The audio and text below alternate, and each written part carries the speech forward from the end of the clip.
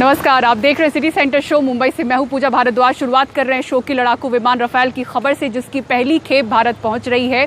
5 लड़ाकू विमान Rafale France से यूएई होते हुए कल भारत पहुंचेंगे। कल ये 5 राफेल लड़ाकू विमान भारत के अंबाला वायुसेना एयरबेस पर पहुंचेंगे। इसे लेकर अंबाला एयरफोर्स स्टेशन के आसपास के 4 इलाकों में धारा 144 लागू कर दी गई है।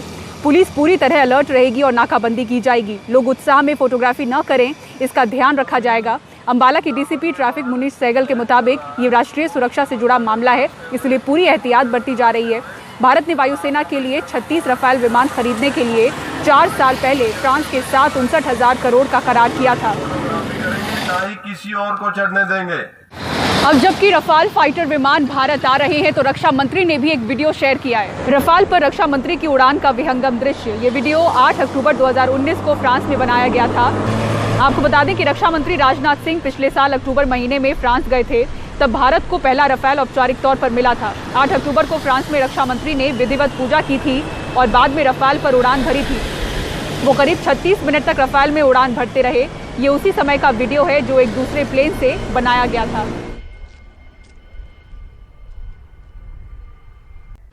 बॉलीवुड एक्टर सुशांत सिंह राजपूत की मौत के मामले में आज एक नया और बड़ा मोड़ सामने आया है। उनके पिता ने पटना में सुशांत की करीबी दोस्त रिया चक्रवर्ती के खिलाफ केस दर्ज कराया है। रिया चक्रवर्ती पर सुशांत सिंह को आत्महत्या के लिए उकसाने का केस दर्ज किया गया है।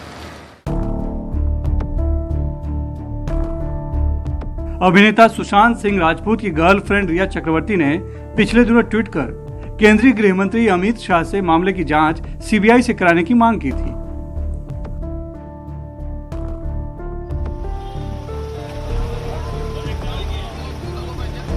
अब सुशांत के पिता के सिंह ने रिया चक्रवर्ती के खिलाफ एफआईआर दर्ज करवा दी है।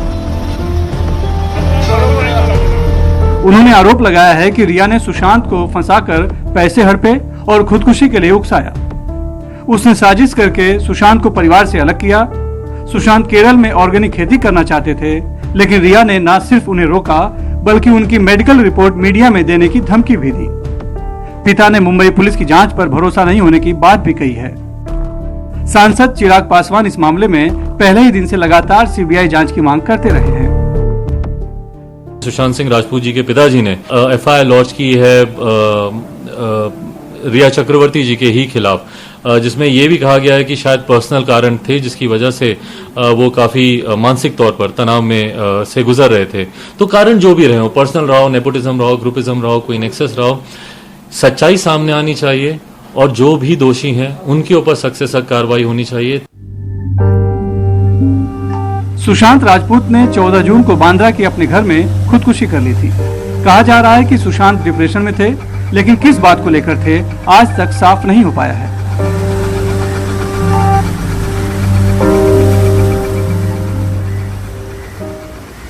इस मामले को बॉलीवुड में भाई भतीजावाद से भी जोड़कर देखा जा रहा है और कारोबारी रंजिश का भी आरोप लगा है। मुंबई पुलिस अब तक फिल्मकार महेश भट्ट, संजय लीला भंसाली और यशराज फिल्म के आदित्य चोपड़ा सहित 40 के करीब लोगों का बयान दर्ज कर चुकी है, लेकिन अभी तक उसे किसी भी तरह की साजिश या उकसाने का सुराग नहीं मिला है। अभिनेत्री रिया चक्रवर्ती शुरू से ही शक के दायरे में रही है। मुंबई पुलिस भी रिया चक्रवर्ती का बयान दर्ज कर चुकी है। मुंबई पुलिस की माने तो उसे कहीं कोई गड़बड़ी नहीं मिली, लेकिन अब सुशांत सिंह राजपूत के पिता की शिकायत के बाद रिया चक्रवर्ती एक बार फिर से सवालों में है। पटना से मनीष कुमार के साथ मुंबई से सुनील सिंह, एनडीटीवी इंडिया के लिए। मुंबई शहर में ऐसे कितने लोग हैं जिनको कोरोना वायरस छू कर भी चला गया और उन्हें पता नहीं चला? इस जानकारी के लिए अलग अलग इलाकों में यहाँ पर सेरो सर्वे करवाया गया, जिससे पता चल रहा है कि 40% लोगों को वायरस संक्रमित कर चुका है। इनमें पुरुषों के मुकाबले महिलाएं ज्यादा संक्रमित हुई हैं। आर्थिक वर्गीकरण के आधार पर इस सर्वे के परिणामों को देखें तो स्लम एरिया में 57% लोगों को संक्रमण हुआ और दूसरे रिहायशी इलाकों में सिर्फ 16% लोग इससे संक्रमित हुए। मुंबई और आसपास के प्राइवेट अस्पतालों में लगातार मनमानी फीस की शिकायतें बढ़ती जा रही हैं। इस पर कार्रवाई करते हुए 4 अस्पतालों को कोविड केयर सेंटर की फहरिस्त से बाहर कर दिया गया है। ऐसी करीब 1200 शिकायतें मिली हैं।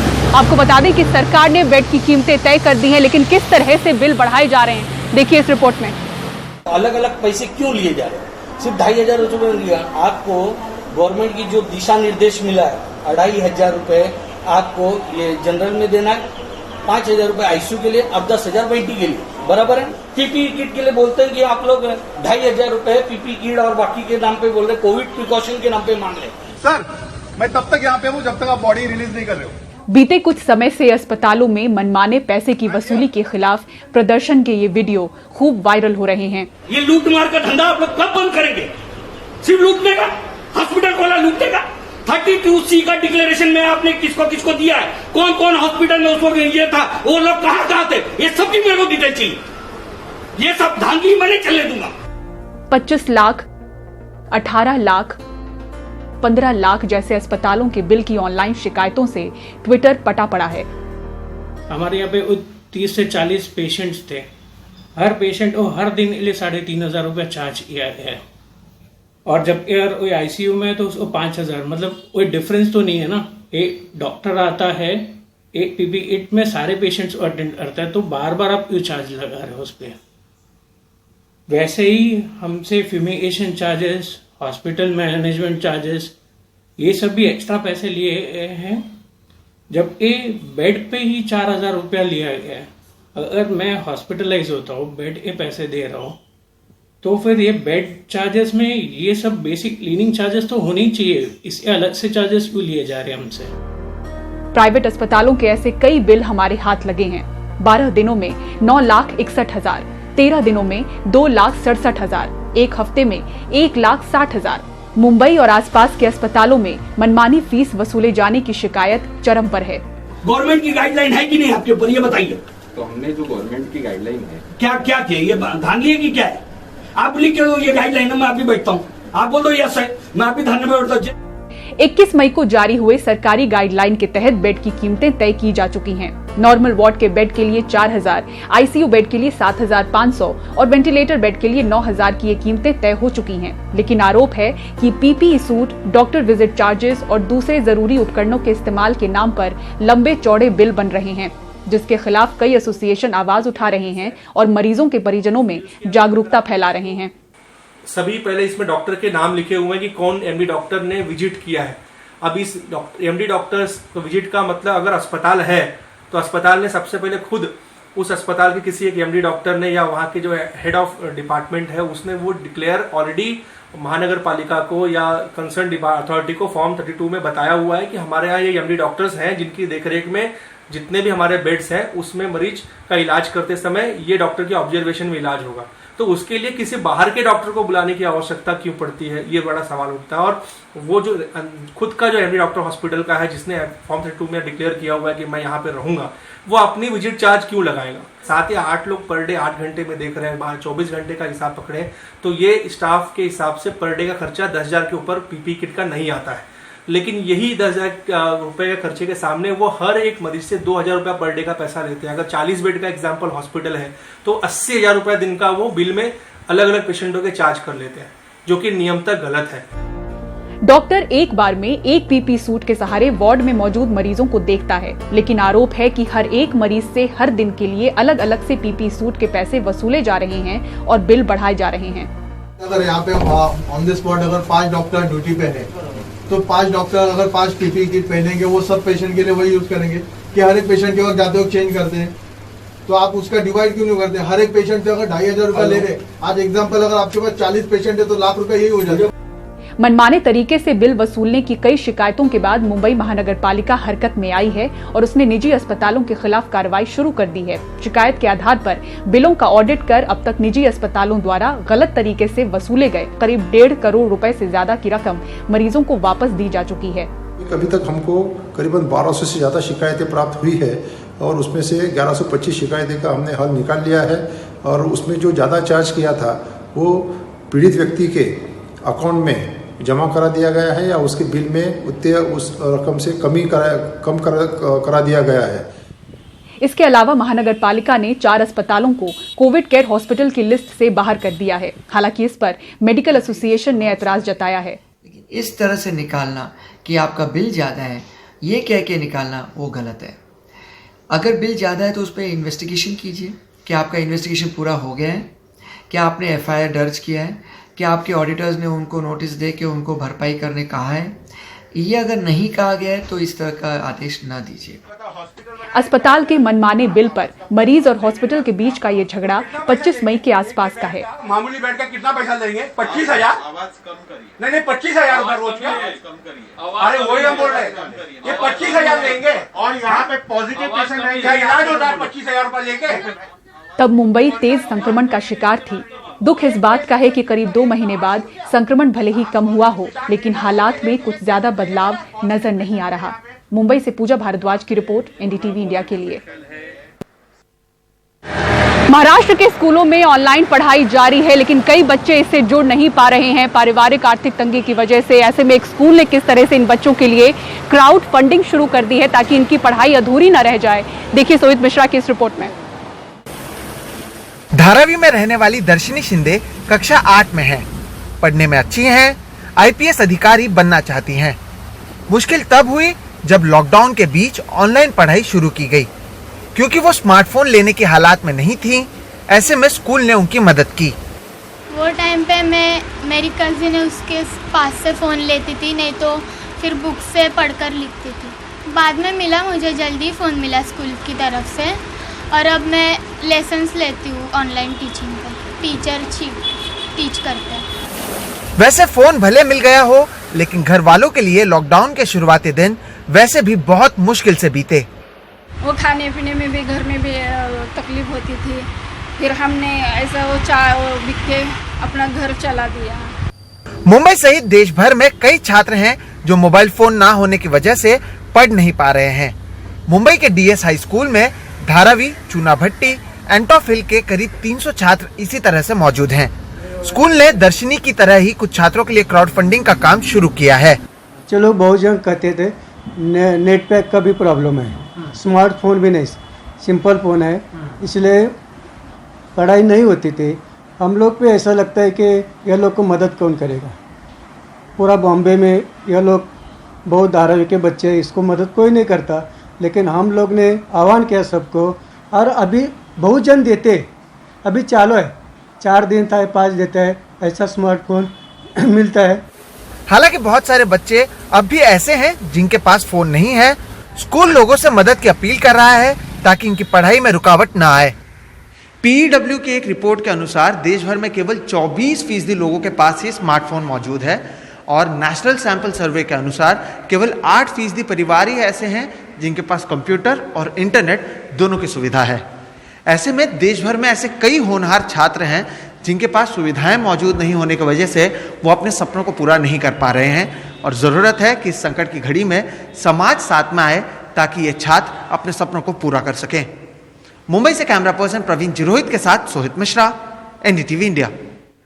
कोरोना काल में दिल्ली में कूड़े के पहाड़ की ऊंचाई पर खूब राजनीति हो रही है। गौतम गंभीर ने तो यहां तक कह दिया है कि इस पहाड़ की ऊंचाई अगर कम नहीं हुई तो वो अगला चुनाव ही नहीं लड़ेंगे। किस तरह से ये सियासी कचरा एक दूसरे पर फेंका जा रहा है, देखिए रविश रंजन शुक्ला की इस रिपोर्ट में। ताजमहल से ऊंचा और कुतुब मीनार से महज 8 मीटर छोटा ये दिल्ली के कूड़े का पहाड़ है। गाजीपुर बॉर्डर के इलाके में साल भर सैकड़ों ट्रक रोजाना करीब 2600 टन कूड़ा डालते हैं, जिससे 35 साल में 70 एकड़ जमीन पर 213 फीट ऊंचा पहाड़ खड़ा हो गया। सालों बाद मंगलवार को यहां पहली दफा कूड़े के ट्रक कम और लग्जरी गाड़ियां ज्यादा इकट्ठा हुईं।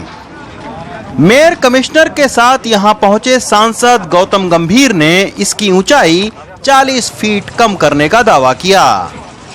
जैसे ये माउंटेन बढ़े जा रहा था, जैसे इसकी हाइट बढ़े जा रही थी, उसको कम किया है 40 फीट कम। तो ये सबसे ज्यादा अच्छी चीज हुई है। हमने बात करी थी कि 40 फीट किस तरीके से कम हुआ है। सालों से इस कूड़े के पहाड़ को देखकर नाक पर रुमाल रख लेने वाले नेता और अधिकारी इस गंदगी के ढेर पर पहुंचे हैं। इसी बात से आसपास के परेशान लोग थोड़े से संतुष्ट हैं। ऊंचाई कम नहीं हुई है, इसमें कुछ थोड़ा सा निवारण हुआ है जब से जो गौतम गंभीर जी सांसद बने हैं। कुछ उन्होंने काम किया है, अभी तक पहले किसी ने ये काम नहीं किया था, लेकिन गौतम गंभीर जी के आने के बाद ये काम शुरू हुआ है। लेकिन जब हमने गौतम गंभीर के दावों की पड़ताल कूड़े के नजदीक रहने वाले गाजीपुर गांव जाकर की, तो लोगों ने दिखाया कि कूड़े को लैंडफिल साइट के पीछे डालकर इसे छिपाया जा रहा है और ऊंचाई कम करने के लिए इसे पास की जमीन पर बिखेरा जा रहा है। स्थानीय विधायक ने भी इस दावे पर सवाल खड़े करते कहा कि रोज 2600 टन कूड़ा आता है, रिसाइकलिंग केवल 600 टन की होती है, तब आखिर कैसे ऊंचाई कम हो रही है? इतना ज्यादा नहीं लग रहा है कि कम हुई है, लेकिन यह है कि पहले से काफी फर्क है। जो पहले एकदम खत्ता एकदम ऊपर चढ़ रहा था तो वो अब रुक गया है, या इसका मतलब डंपिंग कम हो गई है या रोक दिया है। अगर वो 1600 टन कूड़े का करने का मुझे दावा पेश कर दें कि उन्होंने अभी तक 1600 टन किया है और कौन सी मशीनों से किया है, मैं ऑन वहाँ चल दूंगा और वहाँ मैं दिखा दूंगा। वहाँ 2 मशीनें लगी हुई हैं, अधिकारी ऑन रिकॉर्ड बोला है, कमिश्नर की ऑन रिकॉर्ड बयान है कि 300 टन हम एक दिन में कम कर रहे हैं, एक मशीन से कर रहे हैं। 2 मशीनें चल रही हैं, 600 टन कर रहे हैं। तो इनके हमारे सवाल इनसे कुछ ऐसे हैं कि 5 साल से आप बैठे हो, आप नहीं कर पाए इसको। अब आप अगर कह रहे हो 40 फीट आपने कम कर दिया, कहाँ 40 फीट कम कर दिया? इसी कूड़े के पहाड़ को खत्म करने का वादा करके बीजेपी ने नगर निगम चुनाव जीता और विधानसभा चुनाव हारा भी। इसीलिए सभी पार्टियों के लिए राजनीतिक तौर पर कूड़े का पहाड़ नाक का सवाल बना हुआ है। बीते 35 साल से हमने अपने कूड़े से इस पहाड़ को खड़ा कर दिया है। इस कूड़े के पहाड़ के आसपास के लोगों का बदबू और गंदगी से जीना दूभर हो चुका है और अब इसकी ऊंचाई हमारे नेता, अधिकारियों और खुद हमारे आप के लिए शर्म का पहाड़ साबित हो रहा है।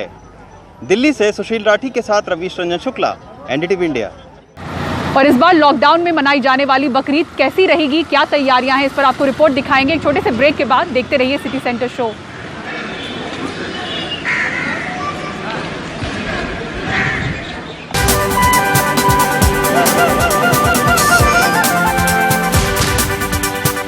कोरोना वायरस के इस दौर में बकरीद पर कुर्बानी के बकरे ऑनलाइन बिक रहे हैं, इनकी होम डिलीवरी हो रही है।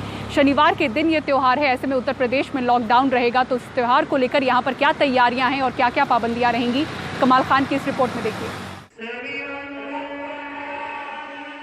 कोरोना के दौर में अब ये नज़ारे नहीं होंगे। त्यौहार आएगा जाएगा, कोई गले भी नहीं मिलेगा। बाहर निकलने से डरे हुए लोगों के लिए ऑनलाइन बकरे बिकने लगे हैं। बकरों की वेबसाइट पे उनकी नस्ल की जानकारी के साथ साथ उनकी तस्वीरें हैं और उनके दाम भी। इनकी होम डिलीवरी हो रही है, लेकिन कई लोगों को इसमें तमाम अंदेशे भी हैं। बकरे के लिए देखना पड़ता है कि वो सेहतमंद है, उसको कोई बीमारी तो नहीं है, उसके दांत कितने हैं, वो कहीं से चोटिल तो नहीं है, या उस पर कोई कटा या कोई जले का निशान तो नहीं है। ये तमाम चीजों को देखने के बाद ही लोग बकरा खरीदते हैं। इसलिए ऑनलाइन बकरों की डिलीवरी के ऊपर जो सुविधा दी गई है वो शायद ही कारगर साबित हो पाए। दारुल उलूम देवबंद ने सरकार को एक खत लिख के मांग की थी कि ईदगाहों में फासले के साथ नमाज पढ़ने की और कुर्बानी के बकरों की मंडी लगवाने की इजाज़त दी जाए। वे चाहते थे कि त्यौहार पे लॉकडाउन भी हटा लिया जाए। चूँकि अब माल भी खुले हुए हैं और तमाम बाजार भी खुले हुए हैं, तो जाहिर बात है कि मस्जिदों में भी जाने की इजाज़त दी जानी चाहिए। लेकिन अल्पसंख्यक कल्याण मंत्री कहते हैं कि कोरोना के दौर में भीड़ लगाना बहुत खतरनाक है और कुर्बानी के भी विकल्प तलाशे जाएं। अगर आपके पास में इतना पैसा है कि आप 4 जानवर अपने यहाँ ला के कुर्बानी करना चाहते हैं, 4 जानवरों को ज़िबा करना चाहते हैं अल्लाह की राह में, तो वही पैसा आप अल्लाह की राह में अल्लाह के एक गरीब बंदे को अगर पहुंचा देंगे तो मुझे लगता है कि इसका सवाब दुगना होगा। उधर फिरंगी महल के मौलाना खालिद रशीद ने बकरीद के लिए गाइडलाइंस जारी की हैं। उनका कहना है कि बकरीद पे सारी सरकारी गाइडलाइंस माने, रेड जोन के लोग कुर्बानी ना करें, वे कुर्बानी की रकम गरीबों को दें, एक से ज़्यादा कुर्बानी ना करें बल्कि उसका पैसा गरीबों को दें, कुर्बानी ग्लव्स और मास्क पहनकर ही करें, कुर्बानी का वेस्ट मिट्टी में गाड़ दें, किसी से गले ना मिलें और हाथ ना मिलाएं। इस मौके पर सभी से अपील है कि जो भी गाइडलाइंस इशू की गई हैं गवर्नमेंट्स की तरफ से, लोग उसको पूरी तरीके से फॉलो करें और कुर्बानी के सिलसिले में भी जितने भी प्रिकॉशंस कोविड-19 को मद्देनज़र रखते हुए लेने हैं वो तमाम प्रिकॉशंस लिए जाएं। वक्त है ये भी गुजर जाएगा, लेकिन कोरोना के इस भयानक दौर में सबसे ज़्यादा ज़रूरी ये है कि हर उस बात से परहेज़ किया जाए जिससे उसके फैलने का ख़तरा हो। सहारनपुर में अशोक कश्यप और लखनऊ में कैमरामैन राजेश गुप्ता के साथ कमाल खान, एनडीटीवी इंडिया। और इसी के साथ सिटी सेंटर शो में मुझे दीजिए इजाजत। खबरों के लिए देखते रहें एनडीटीवी इंडिया। नमस्कार।